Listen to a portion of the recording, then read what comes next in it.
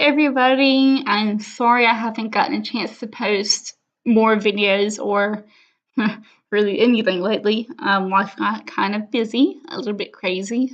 18 credit hours can take a lot out of you. But hopefully with the semester kind of calming down a whole lot, I'll be able to post a couple more videos and maybe get on a specific schedule if I find content that people want to see. But today I was inspired to do this video by my good friend Nicole over at Crafty Blind Chick on YouTube. And this is the Guide Dog School and Training Experience tag. I saw this video on Nicole's channel, and the original tag creator is Joy Hugh. She is also on YouTube. And basically this outlines how our experiences went at the schools that we chose to go to. And even though there are several videos that kind of highlight the same school, we each had different experiences. Myself, I went for my first dog, so it was a whole brand new experience for me. So let's jump right on in. What is the name of the guide dog school you attended? I attended Guide Dogs for the Blind. Number 2, where's the school located?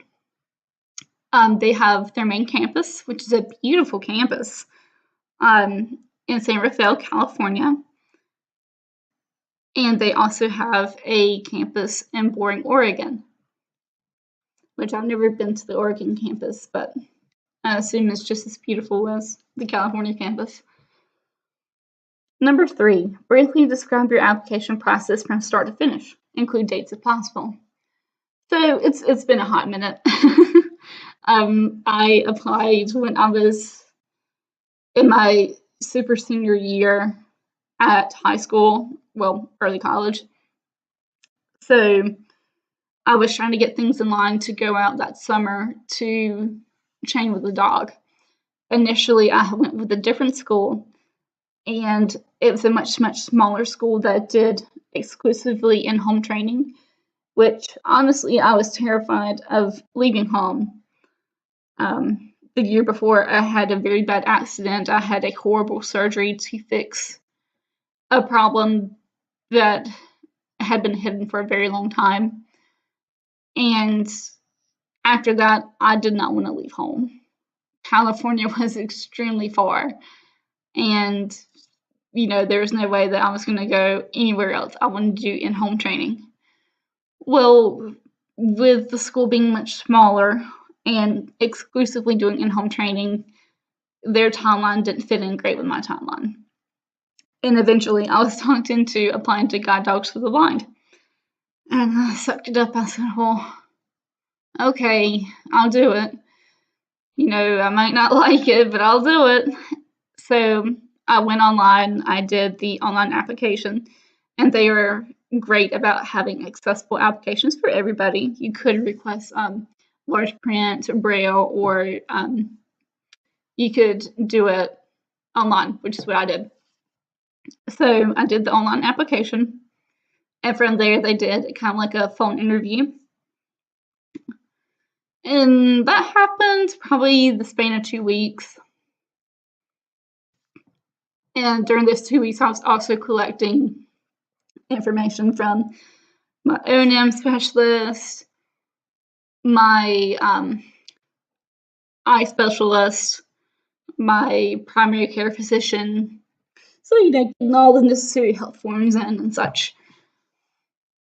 And after the phone interview and after I got all my information in, they set up a day to come do a home interview with one of their outreach kind of area managers. So we set that up for one day after school, and he came over and evaluated my orientation mobility skills, got a feel for what my day-to-day kind of structure was, even though that was going to be changing within like 4 months. And he got an idea of my walking pace, what I needed in a dog, what I wanted in a dog. So different kind of like characteristics. So they asked questions about what kind of personality I would like, breed, color, stuff like that. I personally didn't have too much preference in what I wanted. I was open to anything. I have a friend who likes yellow labs or goldens because black labs are difficult for her with her field of vision and with her visual impairment. So they accommodate, and they assign her 2 dogs have been yellow labs. So they're very accommodating. And then after that, I got the call that I was accepted, which I don't know if they usually call, but they called me. I was very, very excited about the possibility of becoming a handler and going through that whole experience. So they called me, and then about a week later, I got the official letter with information that I had been formally accepted, basically. All this happened within the time span of about 3 months. So a 3-month span from where I first applied and then to finding out I was accepted, which is really, really quick turnaround, in my opinion. And then 2 weeks before I flew out, I got a call from my trainer introducing herself. I also had an apprentice trainer. And I found out recently that she has completed her apprenticeship at GDB, and she's now I guess, a certified guide dog trainer, which is awesome. But I got to speak with them, and you can try all you want, but they don't give you any information about your dog whatsoever. Nothing. You don't know the breed, the sex, the color, nada. So, question 4. How many people are in a typical class at the school? And how many classes graduate a year? I think typically GDB does somewhere between 6 to 8 people per class. In my class, we had 6 people, including myself. 3 of us were first-time handlers. All of us were around the same age. And the other 3 were more seasoned in life, and 2 were coming back for their second dogs, and 1 was coming back for her 6th or 7th dog, actually. So there was a really good mix of people. And as far as classes that graduate per year, I'm not 100% sure. GDB does roughly 2 classes a month because our training is only 2 weeks. And I know they take kind of breaks during certain months, so I'm not 100% sure how many classes graduate per year. Number 5, what breeds are used at the school? GDB now does Labrador Retrievers, Golden Retrievers, and Lab Golden Crosses. They have found that those breeds fit best for their clients, and they're easier to train, maintain, all that good stuff. Number 6, what did your training look like? Include details about duration and structure. So as far as training goes, I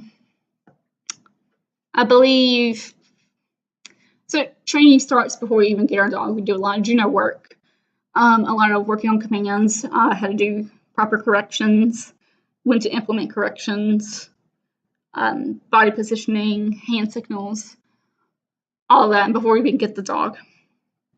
And then after that, we do still some Juno when you're first starting out, and then you do different routes. Week 1, it's usually the same route, just so you can get accustomed to kind of the, I guess, finer points of guiding. So learning the different feels through the harness handle, implementing corrections, understanding what you need to do in this situation, things of that nature. So it's a lot of getting used to commands, signals, all that stuff. Then week 2, you go to more customized routes. So a lot of customized routes we did were in San Francisco.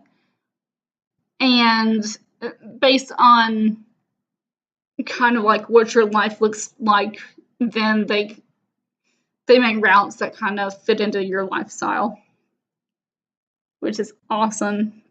And then we do 2 lectures a day, just to kind of get a feel for what we're going to be working on that day.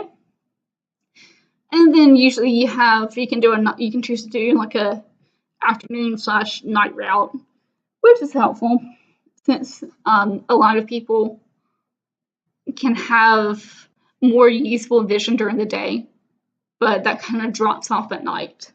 So it can be a real good confidence builder, in my opinion. Number 7, describe a typical day at the guidebook school.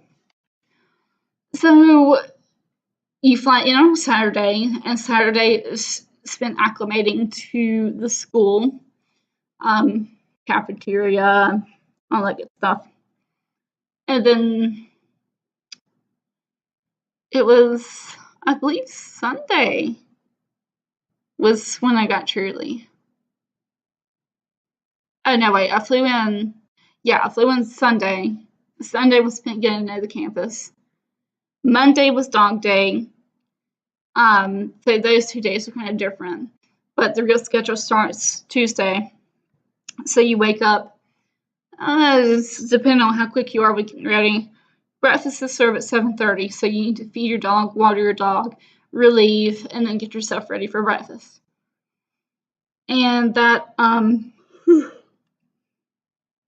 after that, you do your morning lecture. Then you have a minute to kind of relieve your dog.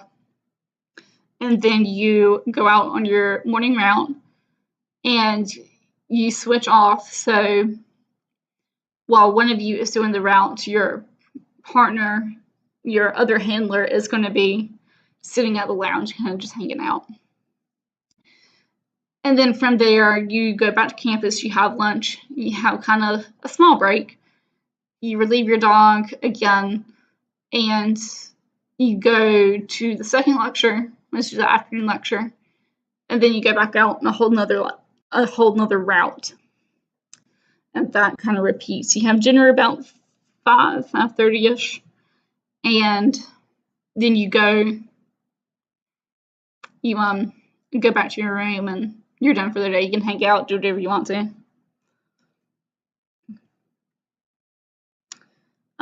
Question 8. In 3 words, describe your first meeting with your dog. See, this is difficult.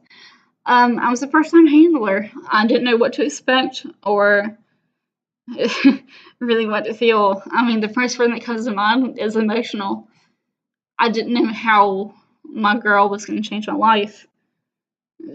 It was just a very indescribable feeling, knowing that a lot of things are about to change for the better.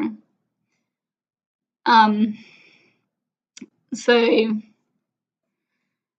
pretty emotional.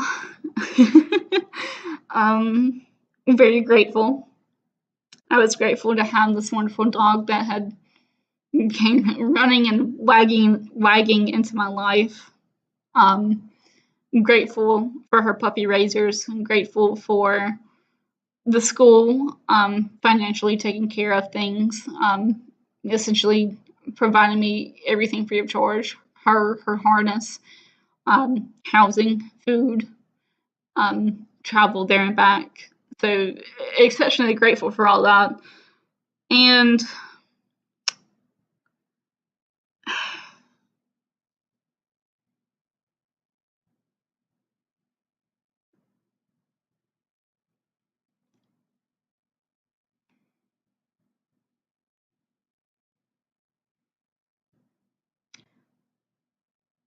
I guess uncertainty, because it already had taken a lot for me to agree to go out across the country, whole different time zone, to be paired with a dog and essentially live with nobody that I knew for 2 weeks.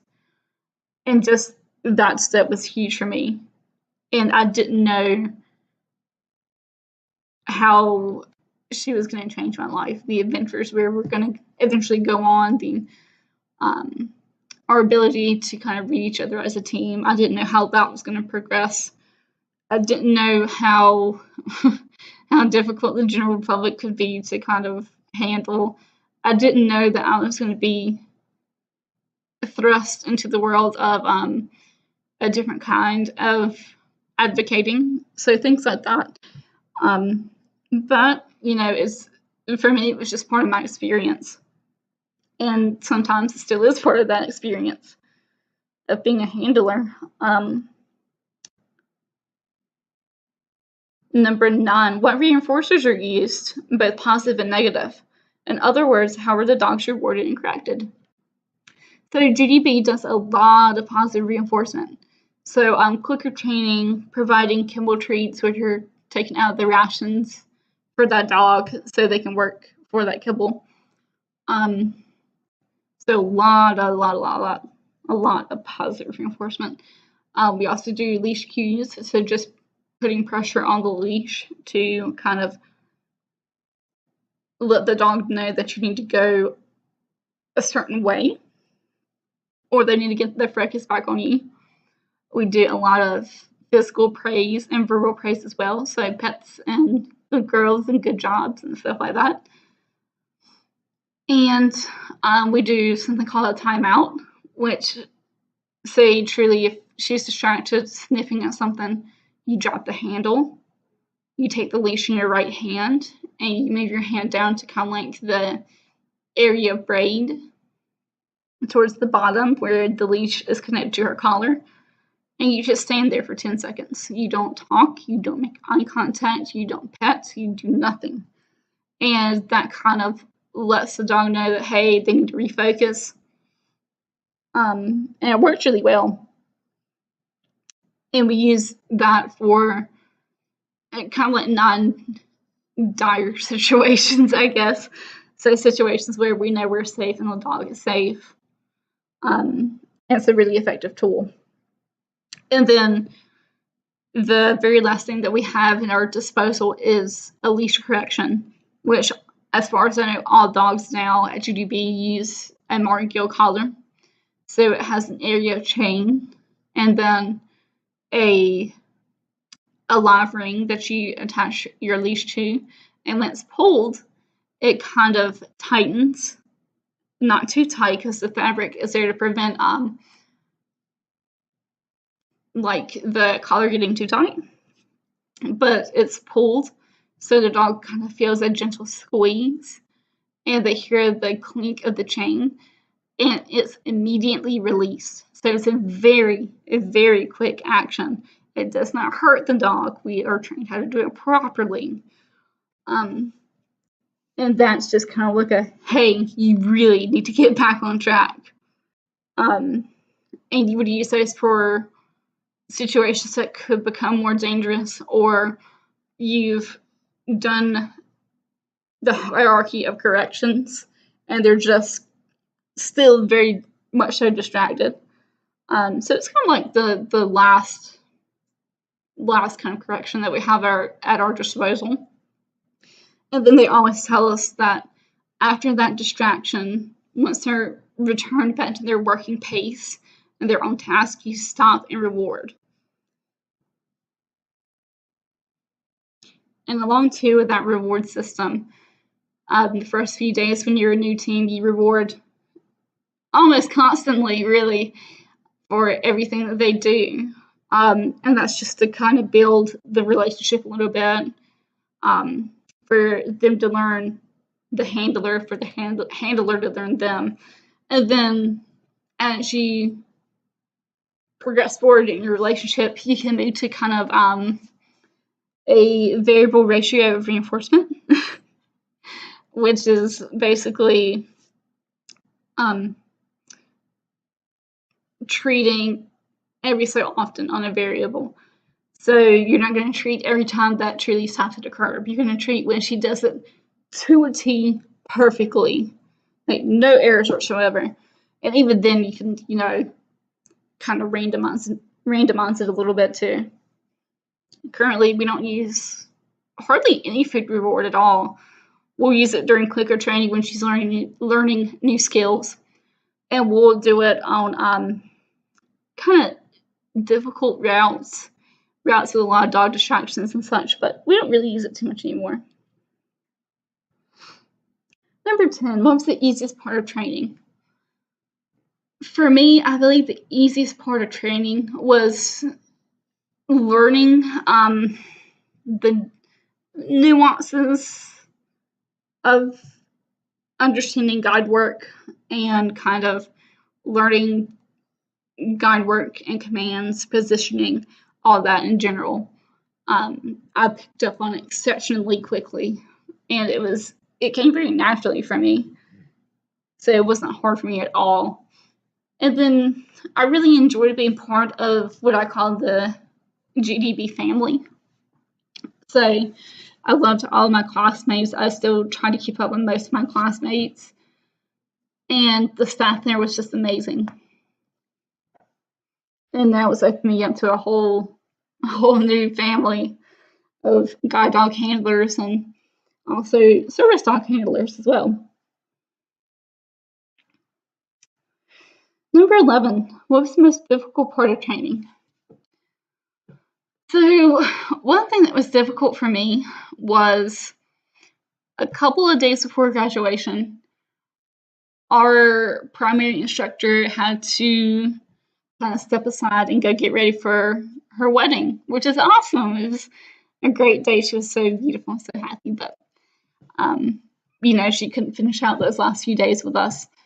So they paired us with another trainer, and her training technique was a lot different. She had a very different personality, was, in my opinion, a lot more distant and a lot less disconnected with myself as well as my other young handler that was paired with me.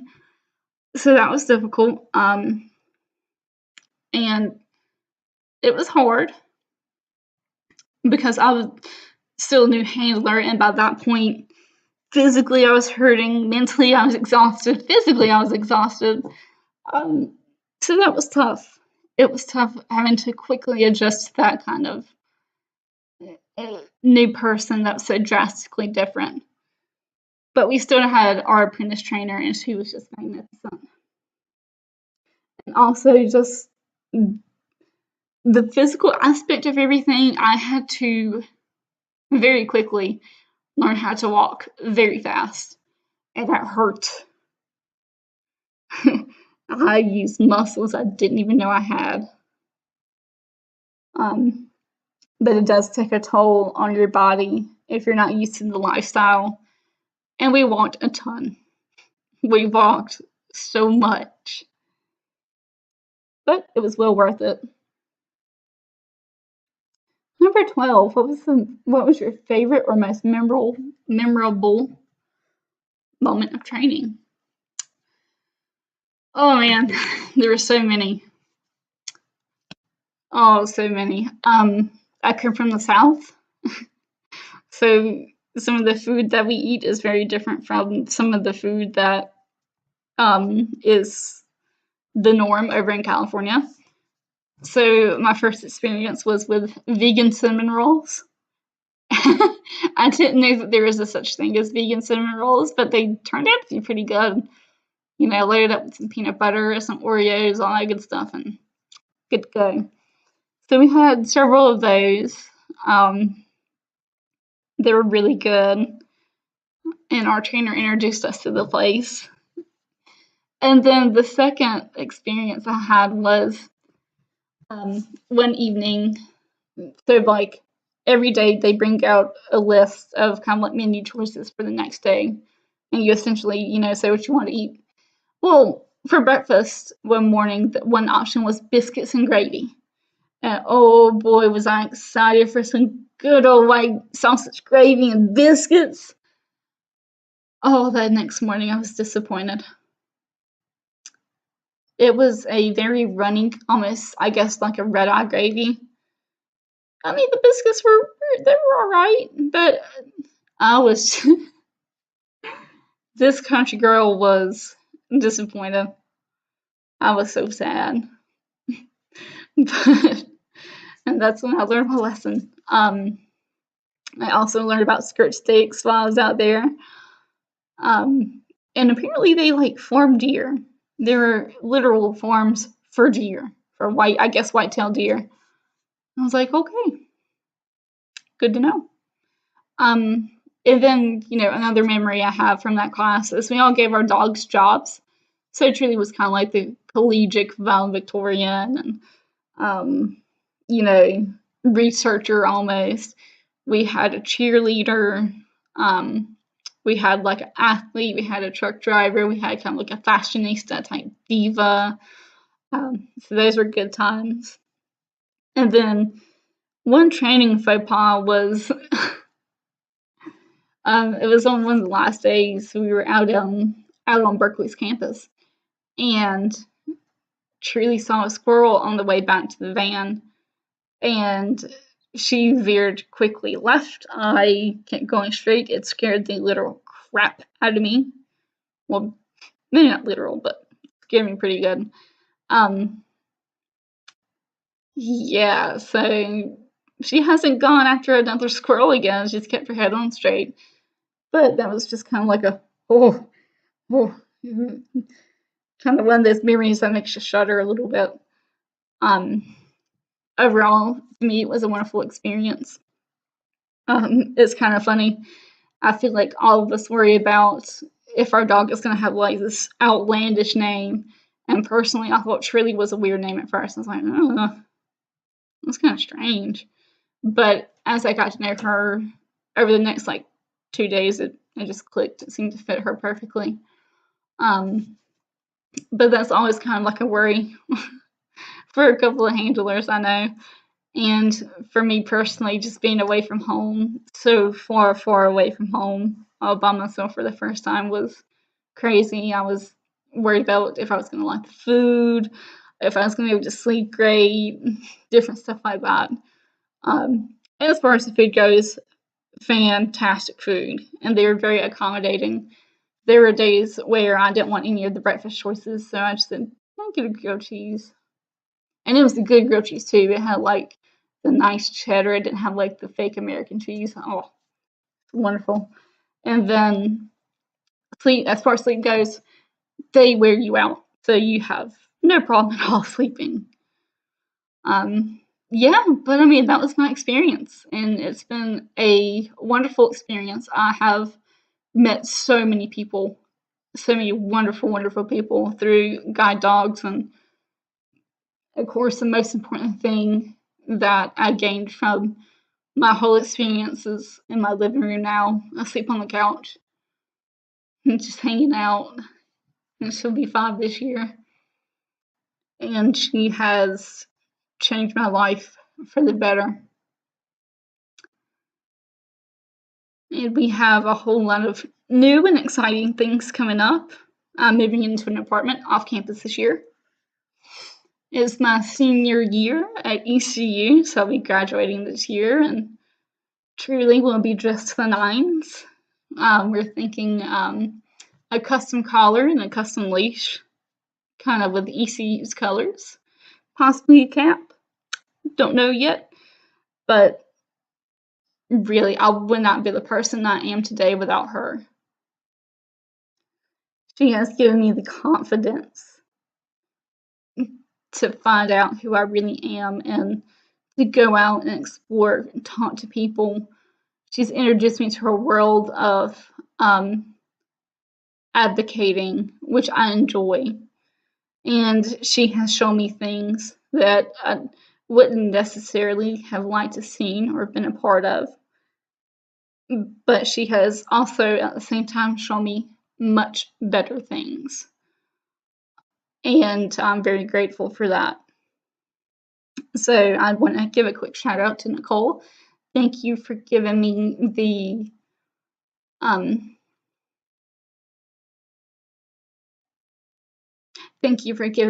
idea to do this video. And I will see you guys later. I think the next video will probably do kind of like an